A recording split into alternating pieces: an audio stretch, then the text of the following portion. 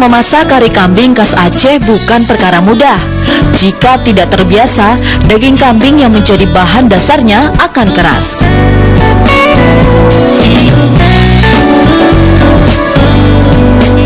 Dahulu kari kambing hanya bisa dinikmati oleh para raja dan keluarga kerajaan Aceh. Sehingga kari kambing sering dijadikan sebagai menu spesial untuk acara adat. Daging kambing dimasak bersama biji buah pepaya.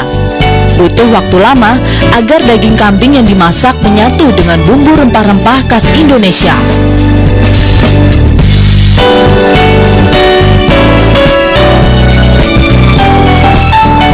Cuman yang kurangnya ada yang kita taruh. Kalau ya ini kita nak taruh itu ya biasa. Kalau biasa saya masak ada taruh itu biji pepaya yang kecil. Pepaya yang kecil itu dicacah taruh itu supaya dia lembut, enak dia kita makan. Terkupas dari tulang-tulangnya.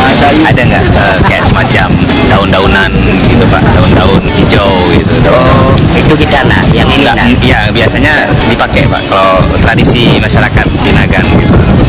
Ya itu ada bumbu khususnya Pak, itu mungkin ya dari kita masak di kampung-kampung itu ada. Ya.